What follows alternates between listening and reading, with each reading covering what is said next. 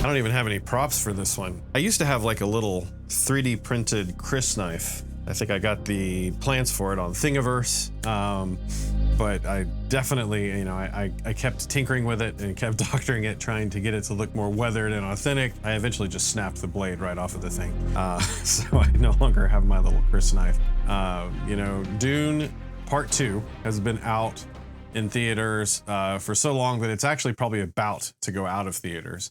As a matter of fact, I did finally go out with Tim and Freddie today to catch up on the Dune movie, part 2, because it's been something that I've had people that I work with actually threatening to fly to Atlanta just to make me watch that, because it's so well known that that's a story that I've loved since I was a kid. And what's kind of funny for those of you who are like me, who have been into this story for eons and eons, which is gross hyperbole, in my case, maybe about 30 years.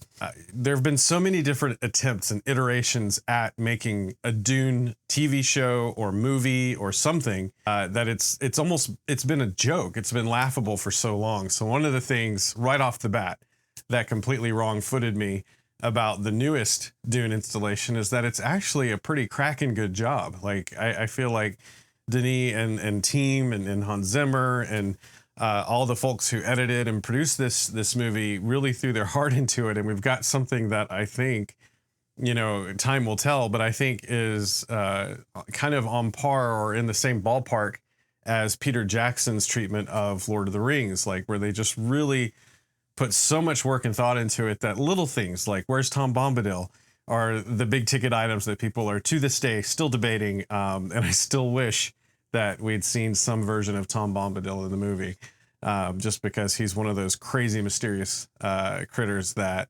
we're not here to talk about Tolkien. So, but yeah, as you could tell, don't get me started on Tom Bombadil. All right, so Tim, Freddie, and I converged at Atlantic Station this morning. I really don't have a lot of footage from the get together because we were, if you've ever been to Atlantic Station in Atlanta, Georgia, it's one of those places that's just full of like bistros and shops and crowds. And I'm always trying to be as careful as possible not to like irritate people and be that annoying vlogger, YouTuber guy. Even though I did capture just a little bit of the guys sitting around. So. Yeah, same here. I'm being that annoying guy who's like GoProing at places. Yes. Nobody cares. Yeah. Do what? Can't you eat popcorn like everyone else?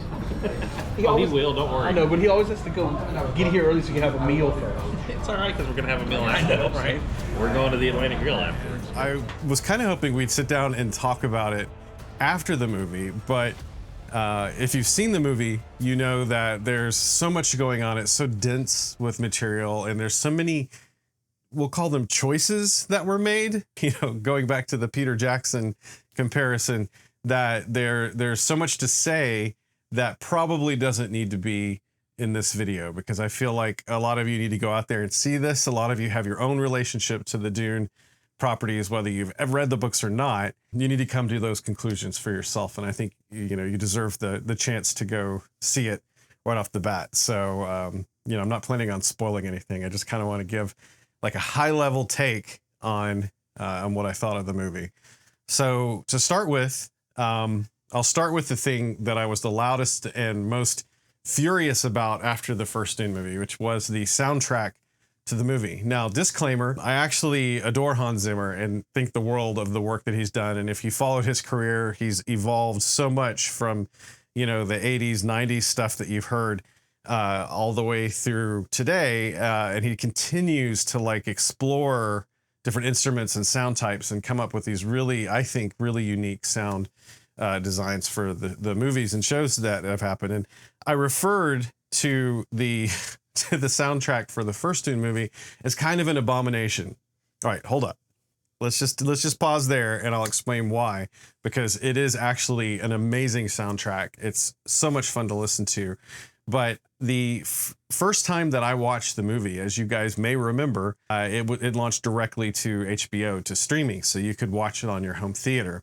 And the soundtrack was balanced in a way that it was either way too loud, or when you corrected that down to the level that everybody in the room didn't run screaming and getting earplugs, you couldn't hear the dialogue because that pushed all of the other sounds down.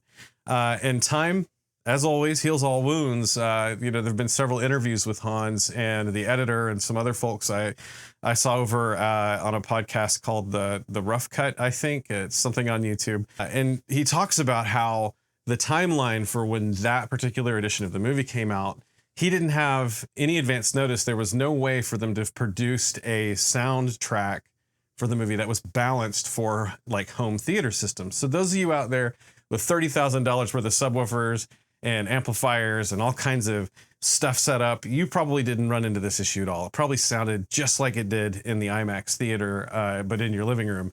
But for those of us who just sort of had kind of off the shelf, general, like consumer grade home theater systems, it was definitely something that was like blistering and distorted and very difficult. And Hans even at one point kind of calls out the fact that, he got a note back saying something like, it was really bold. It was really brave of you to have that section of the soundtrack with nothing, it was just quiet. And he was mystified by that, and come to find out it was a segment of the soundtrack where he had some extremely low frequency rumbles and roars going on, which of course, the stereo system that whoever was giving him this note on, and for all we know, it was their cell phone or something. It just didn't have the capability to reproduce that wavelength. I mean, you guys can probably figure out, I get excited about sound design. I will say that he continued the tradition forward. The soundtrack for the new movie was a lot of fun. In a lot of places, it kind of disappeared. It got out of the way of the action or what you were looking at, or it complemented it in a way that you didn't really notice it. And the other thing that I just want to say before we move on to the next thing is that I did hear, and we'll have to wait and see if Hans talks about it. It seemed like he paid homage not just to the 1984 Dune movie in several places, at least tonally and instrument choice wise. And he created his own signature sort of sound for this, but he also appeared, to me anyway, to kind of play back to the Sci-Fi Channel's adaptation, the TV series, which, gets love and hate out there. When you talk about creative choices, oh boy, they really made some creative choices for that show, as well as the budgetary constraints that went along with being a TV series on Sci-Fi. So I really appreciated that. And if you guys go out there and watch this thing, hopefully you'll kind of pick up on some of the stuff that I mentioned there. As far as the screenplay and everything, you guys may or may not know, if you haven't been following the whole Dune saga, that they split the movie. Like if you think of the 1984 movie, they kind of split that movie in half and spent an entire movie leading up to the midpoint, and then another entire movie getting you from there to what is effectively the end of the first book, which I think was a smart choice. And I think it was really nice to see them actually give a lot of those story points room to breathe. What will surprise, I think, a lot of people is how much got left out. So there are lots of vignettes and themes and kind of major constructs in the universe, either political or commercial or other large forces at play in the Dune universe that you don't really see much of in either the first or second installment of the Dune movies, the recent Dune movies. And like Tom Bombadil, I know that the writers had their reasons and they were focusing on kind of a different angle of the story, which, I can kind of appreciate. Because like a lot of things, as long as the movie isn't just like an absolute dumpster fire, I always kind of feel like I have the book to run back to. So if there's anything that's kind of fallen out, Tom Bombadil, that I wish I could have, well, I still have it. I can still go back and see that or read it or hear it, or, if you're an Audible person. So it's not really the end of the world that isn't there. And it did give, I think, this edition of the movie time to explore a lot of things a little more deeply and have a little bit of fun, especially with a few of the characters like Stilgar, that you didn't really get in previous installments.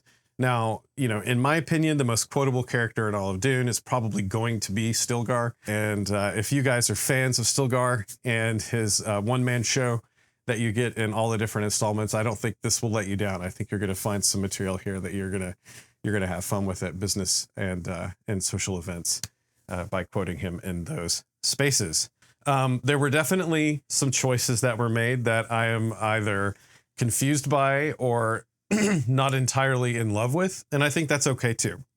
At least at this point. I feel like that's okay, because one of the things that's happening when a movie is this big and is this good and well received is that there's a huge influx of there's going to be new readers. I imagine that at places like Dragon Con and Comic Con and other smaller conferences, you're going to have a lot more panels and discussions about the property that are going to range not just from these movies, but into the books. You're going to have new people diving in there.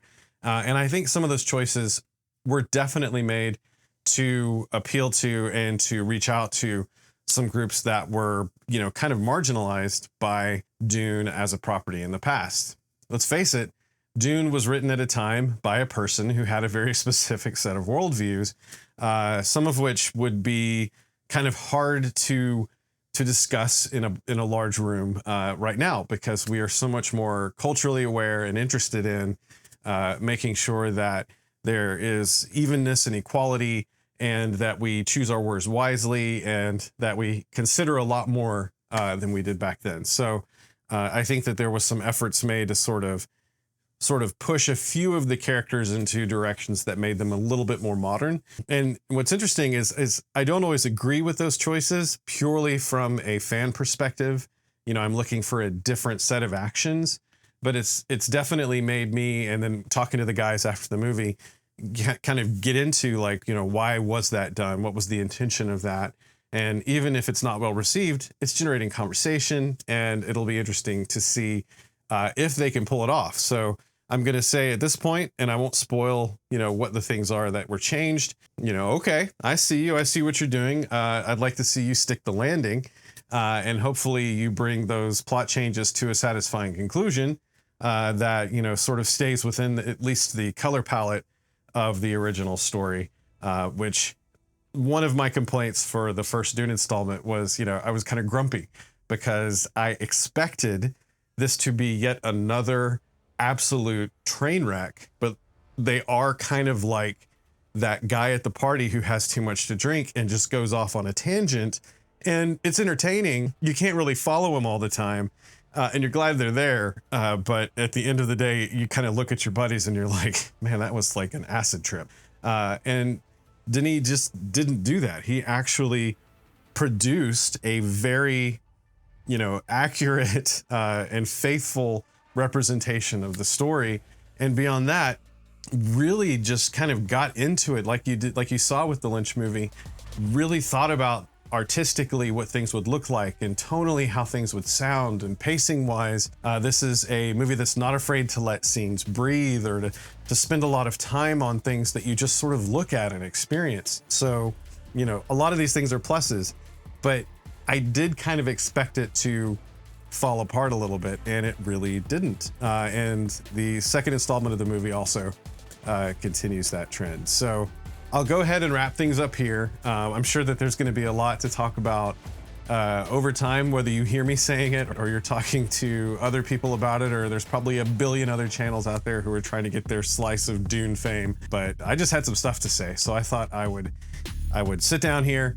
I would put my light on the warmest temperature that I possibly could to make it feel like I was at sunset sitting out in the desert, and talk to this camera for a little bit. I guess I'll see you next time I get the gumption to sit down here and run my mouth for a little bit. All right, let's see here.